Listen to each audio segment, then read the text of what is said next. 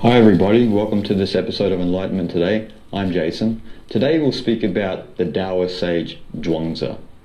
Now Zhuang is the second most popular Taoist sage throughout history, first probably being Lao Tzu.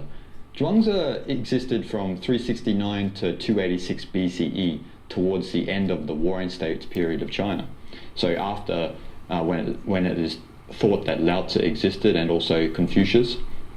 Now, Zhuangzian philosophy is thought of in the East as an elite spirituality. It is still adaptable to the modern day, and it's relevant to us in the modern world. People living in society, even people living in the countryside, doesn't matter where. The Zhuangzian philosophy seems to stand the test of time. Now, Zhuangzi's philosophy differs to Lao Tzu's philosophy somewhat. Lao Tzu would say for us, to be in harmony with the Tao, the way, the irreducible essence of the universe, we should... Irreducible.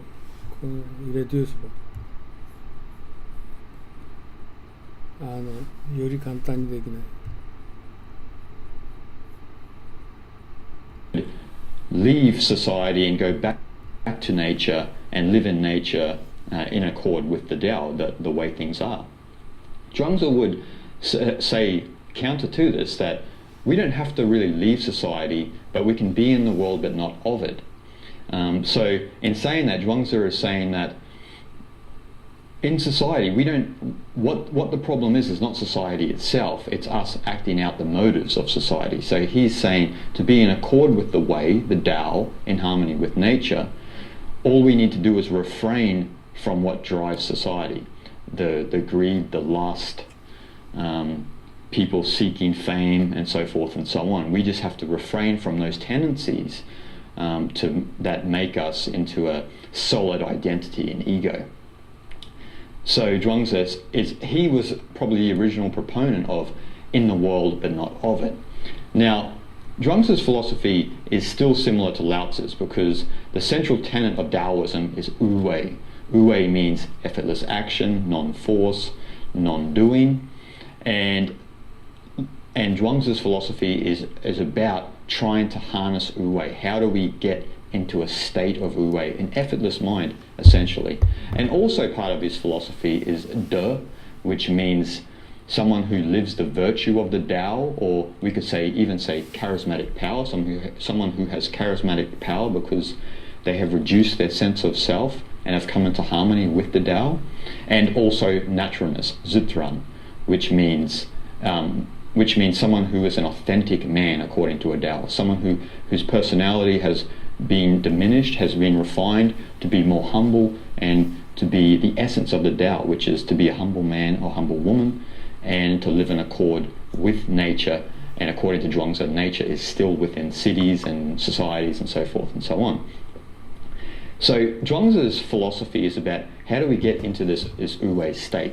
Now, when we think of Wu Wei, we can compare it to Mihai Csikszentmihalyi's work in flow, a flow state of consciousness. So when we're in the zone, you see sports people or riders and musicians who are in the zone, they're in the flow.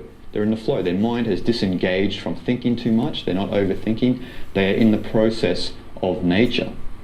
Now, Zhuangzi looked at this as the enlightened mind. He thought that this effortless state of mind is what we all are aspiring to attain, but in a more permanent state, not just in states of playing basketball or playing rugby league or American football and being in the flow. So the whole text, the Zhuangzi text, which is attributed to him, is basically a book of strategies about getting into a state of Wu Wei, getting into a state of effortlessness in your mind. Now, Zhuangzi is probably one of the more clever sages, and one of the more humorous, actually. In the Zhuangzi text, he uses a lot of humor to, he actually highlights a lot of the ugly side of life to articulate Wu Wei.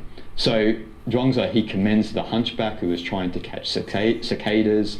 He commends the butcher, the wood carver, the drunk, and also the useless tree, which no one can make anything out of because the branches and that are all twisting here and there, so it's not like a straight and rigid tree that we can make use of. So he applauds these people, he applauds the ugliness of life, and he uses these people like the hunchback and the butcher and so forth and so on to highlight states of wu wei.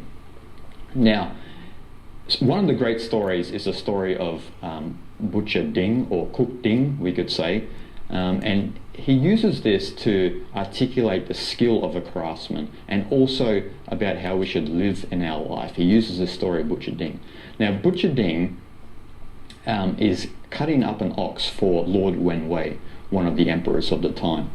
And Lord Wenwei is observing Butcher Ding, and Butcher Ding with his cleaver, his blade, is gracefully gliding through an ox, and the ox is just falling apart effortlessly. It's just coming apart effortlessly.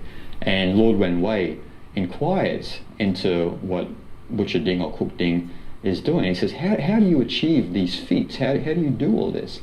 And Butcher Ding says, when I first started cutting up ox, all I could see was the ox. And then after 3 years, I began to see with spirit. I began to see with my chi. I began to see more than the ox. And his emphasis was more on, all he cared about was the way, the Tao. He didn't care really about cutting up ox. He looked at it as an opportunity to be in harmony with the Tao. Now, so Butcher Ding, he would glide through the ox, and he would not meet resistance with ligaments or bones and so forth and so on. So this is kind of a metaphor for how we effectively move in the world, what he's teaching Lord Wenwei here. He's teaching us that we need to be open when we are in the world and to move through it skillfully. You could even say that the bones and the ligaments are the obstacles that we inevitably come across, and the blade is us. So Butcher Ding, he emphasizes to Lord Wenwei that he has not had to sharpen his cleaver in 19 years of using it. So that means he's kept his blade sharp, meaning he's kept himself sharp, and he's moving through life effectively. Now, Zhuangzi is using this as the way that we should move in the world. But he's also, like I said, he's applauding the skill of the craftsman. So Butcher Ding has spent years in developing his skill as a butcher, and he's harnessed that skill, and he can move in harmony with the Tao without meeting resistance, and his life is in perfect harmony with nature. Now, this is also a metaphor to get into that state, to be effective in the world like this. Butcher Ding has had to let go of himself and his thinking, his sense of I in this process. He is in the zone, as we were talking about before. As we talk about zone states, as most people know, is when someone's in the zone, their sense of self is not really there. They don't really feel like they're there. They're in the process of nature. Now, this relates to cognitive science. Cognitive science. And if you want to know more about cognitive science, it's best for you to look at my episode on the geography of mind, but I'll briefly go over it here. What this means is, when we look at cognitive science, there's the cold and the hot cognition. So basically, the cold cognition is in the prefrontal cortex area. Prefrontal cortex これコルテクスっていうのはあれですよね。外側外皮前頭皮層外皮プリフロントこれですね。これコグニションここですね。これコグニションこれもコグニションなんでこれプリフロントコグニション難しい In the frontal lobe of the brain. ローブって前頭葉でフロンタルローブ前頭葉